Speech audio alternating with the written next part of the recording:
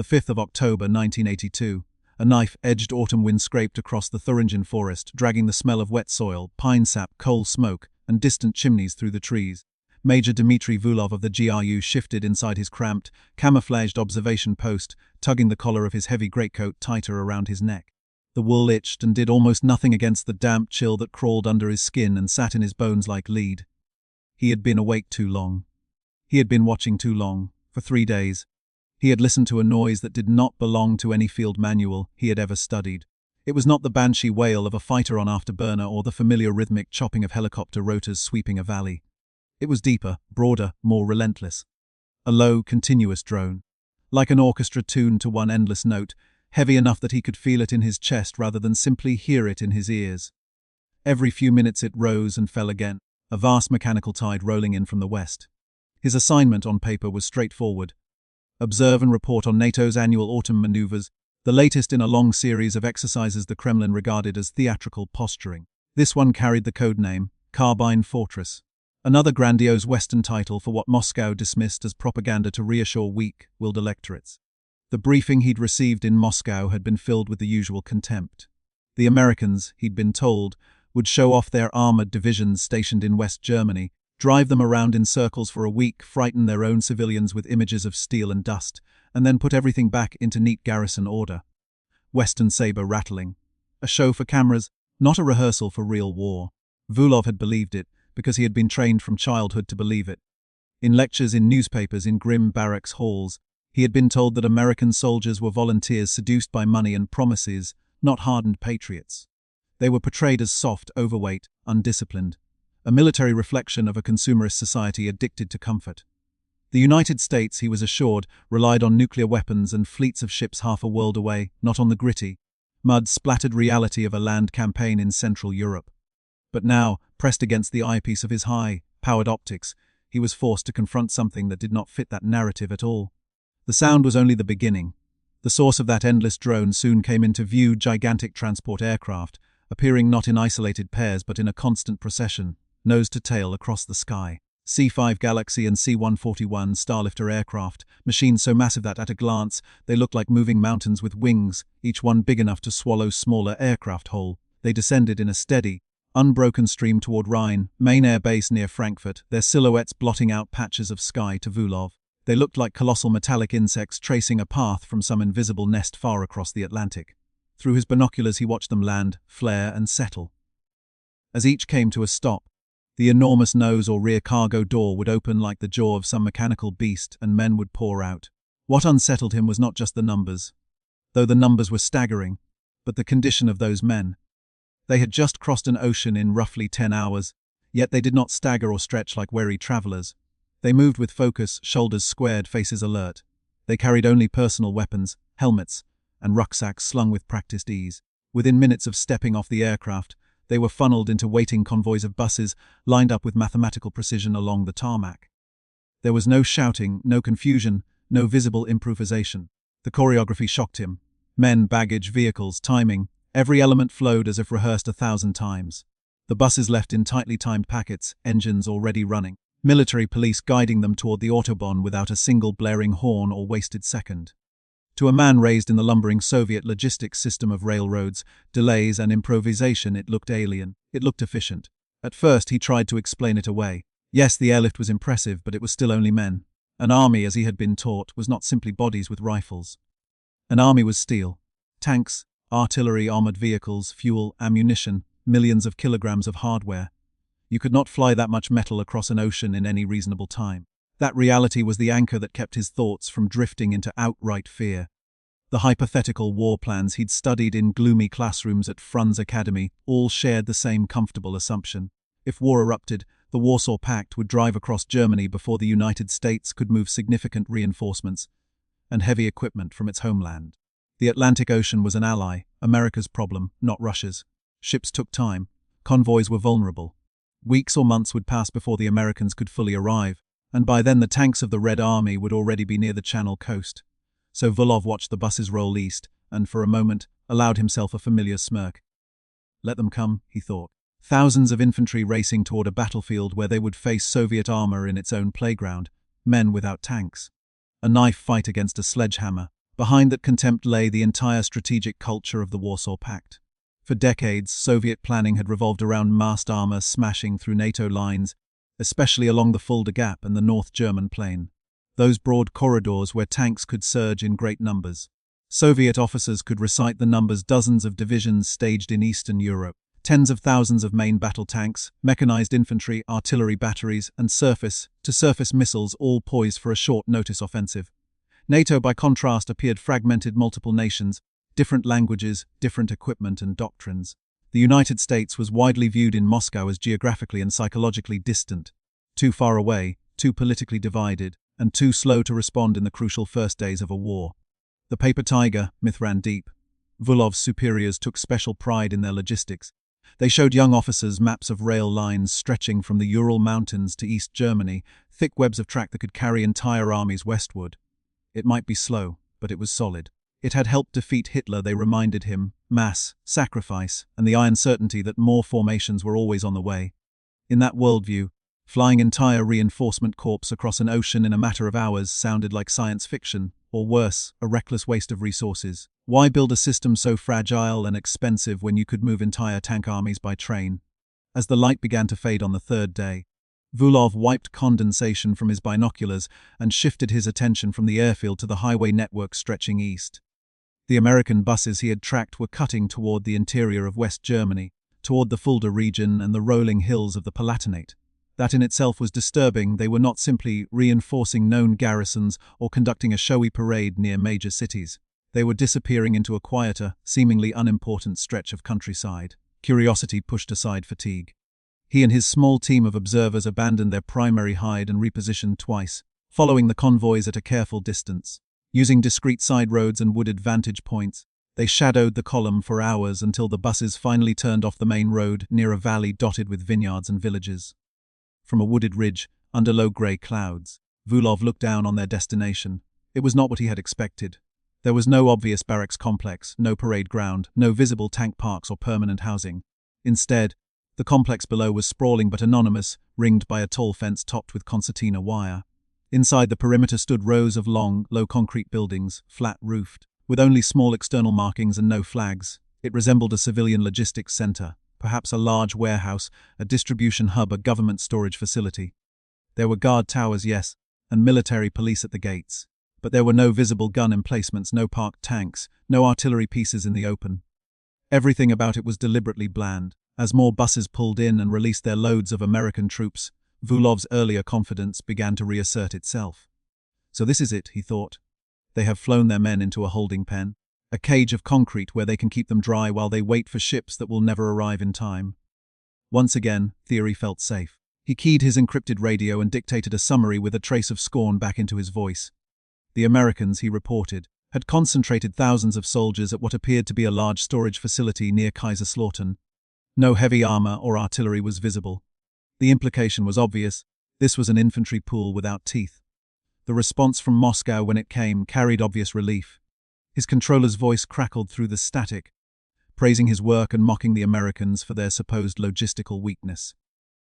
They had, according to the colonel on the other end of the line, locked their men inside a warehouse and forgotten their weapons across the sea. The image produced some dark jokes among Vulov's team as they shared a flask of bitter, lukewarm tea in their concealed position. They imagined American soldiers being handed farm tools instead of rifles, charging Soviet tanks with pitchforks and shovels as their grandfathers had once thrown themselves against German armor at Kursk. Cruel humor, but comforting. For hours they watched. The U.S. troops were rapidly organized into companies and battalions on the asphalt lots outside the concrete halls. There was no lounging, no visible boredom. The men formed up, received short, crisp briefings from officers, and then marched toward the big warehouse doors in tidy columns. To Vulov, the whole scene looked tedious and administrative, like some large-scale accounting exercise. Men entered numbers on their clipboards, guards checked identity tags, and orderly lines of soldiers vanished into the buildings. It lacked the drum of tanks splashing through rivers or artillery firing blank rounds. It did not look like preparation for war. Then the sound began. At first it was barely perceptible, a strange electrical hum vibrating faintly through the valley. Vulov paused, the cup of tea halfway to his lips, and frowned. The hum grew, deepening into a mechanical growl that seemed to rise not from one specific place but from the ground itself. His instinct screamed at him. He dropped the cup, grabbed his binoculars, and swung them toward the complex. Down in the valley, one by one, the colossal steel doors of the warehouses were rolling upward in perfect synchronization. The smaller personnel entrances were ignored. Instead, the main armored doors, each the size of a small building, lifted with heavy, unified motion. The interior of the nearest hall revealed itself as a dark void lit by harsh industrial lights. He expected to see crates, pallets, perhaps training mock-ups. For a heartbeat, he saw only shadows and shapes. Then his eyes adjusted. At the back of the cavernous hall, emerging from the darkness like something from a nightmare, a row of tanks came into sharp focus. Their outlines were unfamiliar at first, angular, modern, more imposing than the older American vehicles he had studied in training manuals. Sloped armor, thick turret faces, and long cannon barrels all aligned in the same direction, nose to the door, like predators waiting to be unleashed. Abrams, he realized, the new tank. The one the intelligence bulletins had mentioned but never fully accounted for.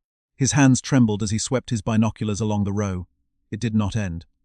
Beyond the first line were second and third ranks of tanks crammed into the building, each one perfectly positioned. He shifted to another hall. This one bristled with infantry fighting vehicles. Bradleys, lined up track to track. Another warehouse door opened to reveal self-propelled howitzers, their long gun tubes jutting forward like enormous iron fingers pointing accusingly at the sky. The warehouse was not a warehouse. It was an armory the size of a village. It was a tomb filled with sleeping war machines waiting for the right voices to wake them.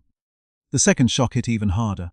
The American troops, who only minutes before had looked like unarmed infantry being shuttled into storage, now surged across the parking lots toward the rows of armored vehicles with an ease that spoke of deep familiarity. Drivers scrambled into hatches without hesitation. Gunners and loaders swung onto turrets, removing protective covers and unfolding equipment with practiced movements. Maintenance crews popped panels, checked cables, verified fuel lines and optics with the bored efficiency of men doing something they had done countless times before. There was no awkwardness, no confusion over which vehicle belonged to which unit. Non-commissioned officers walked down the lines with clipboards, calling out serial numbers and names. Soldiers consulted lists, found their own tank or fighting vehicle, and climbed aboard as if reclaiming a personal car from a parking garage.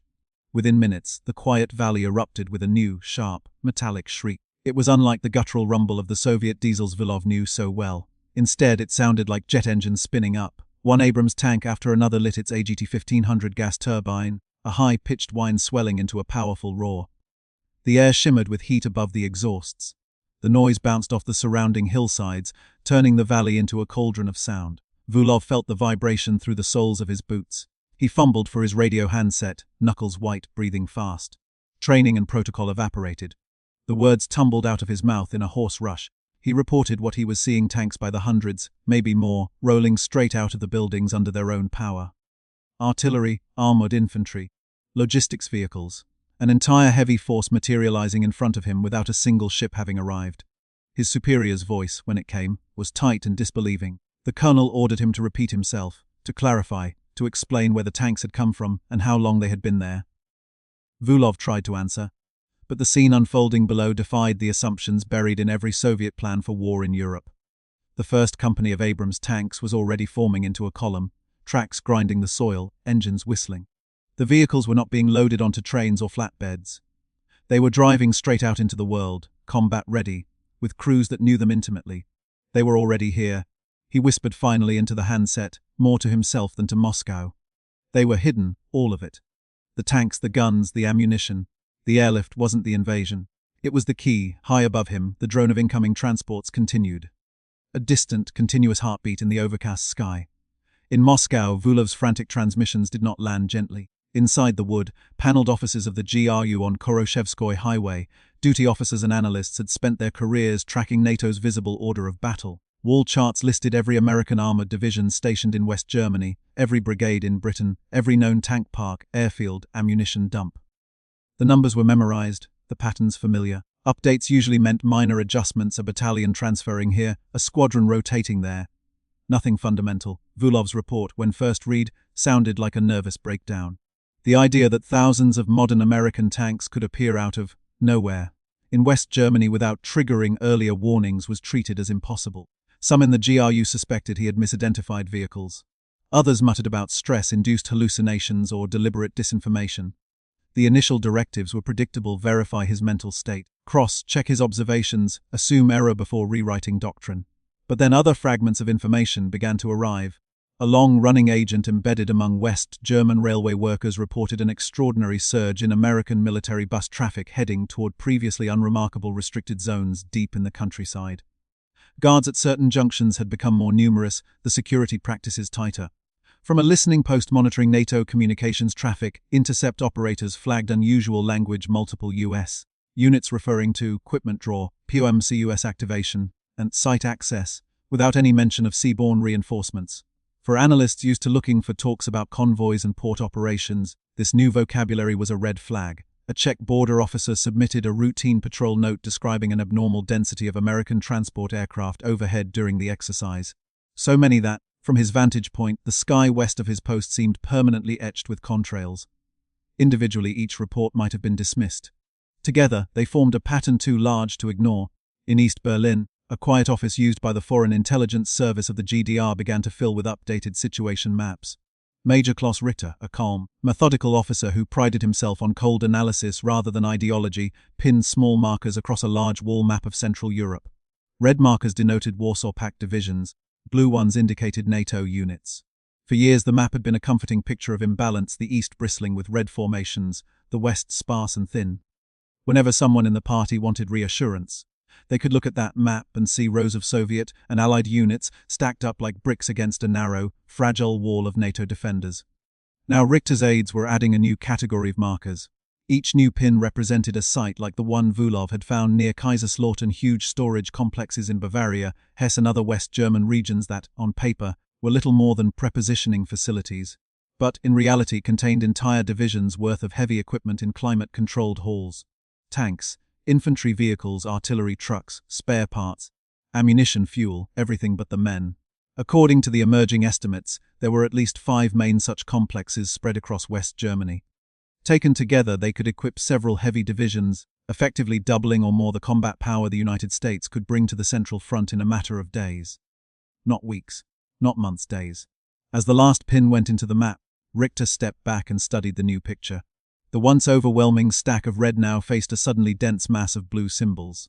The comforting imbalance had evaporated, the central assumption of every offensive plan, the belief in a guaranteed numerical advantage during the first 72 hours of war, had just died.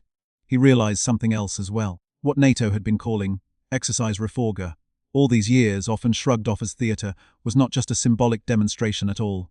It was a live, annual test of a logistics system designed to bring those hidden armies to life on demand. The exercise was both rehearsal and proof that the system worked. In Moscow, general staff officers fought the implications. To admit that the Americans could reinforce Germany in hours was to confess that decades of Soviet investment in massed armor and rail-centric logistics had been strategically outflanked. The Atlantic, once assumed to be the great delay mechanism, had been turned into a narrow obstacle, easily jumped by fleets of aircraft. A few forward-thinking generals, men like Marshal Nikolai Ogarkov, grasped the deeper meaning. They understood that what the Americans had created was not just an airlift plan, but an industrial military system, one that integrated aircraft, prepositioned equipment, reserve units, and host nation infrastructure into a single machine. That machine could, when switched on, turn raw manpower in the United States into fully equipped combat formations in Germany in less than 3 days. Ogarkov argued that this represented a revolution in operational art. The Soviets had built an army that moved along rail lines and roads in predictable waves. The Americans had built a mechanism that could separate the human element from the hardware, store the hardware in theater, and then suddenly reunite them from across the ocean at a tempo that conventional planning simply could not match. The initial response to these arguments inside the Soviet system was defensive and nervous. New intelligence tasks were issued: find every single prepositioning site, map its layout, identify security measures, count the vehicles. Agents and surveillance assets were re-tasked with ruthless urgency. But the deeper they looked, the more unsettling the picture became.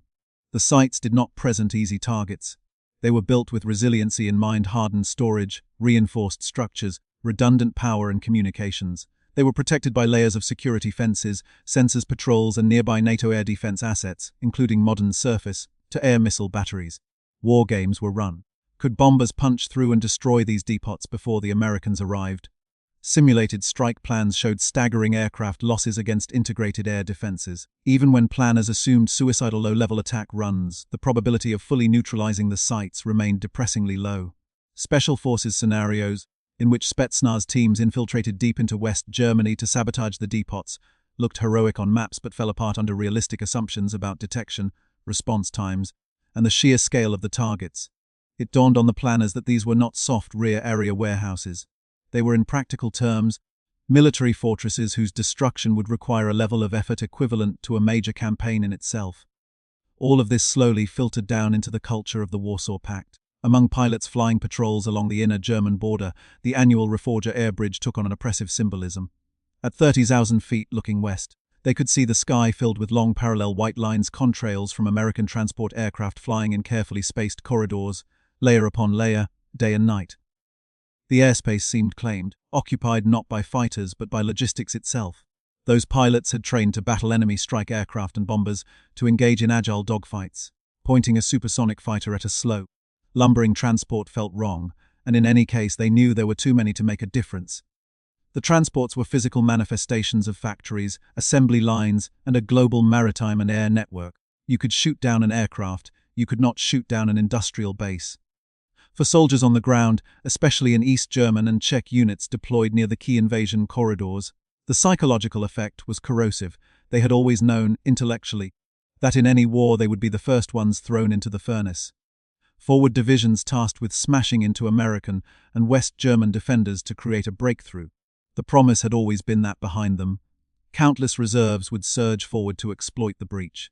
Now, rumors spread that while they bled and burned in those first hours, entire fresh American armored divisions would be appearing behind the front lines, fully equipped from warehouses that had been quietly waiting for years. That thought turned what had once been fatalistic pride into bleak resignation. They heard the drone of transports overhead every autumn and could no longer dismiss it as mere training noise. It sounded instead like a clock counting down to a hypothetical day when all those drills would be enacted for real. The official propaganda insisted that the West was decaying, its people soft, its capitalism crisis-ridden.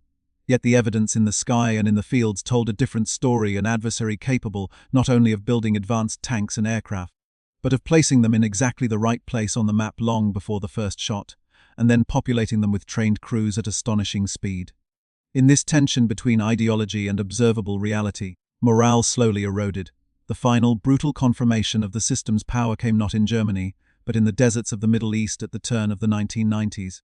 When Iraq invaded Kuwait and the United States responded, Soviet generals watched closely.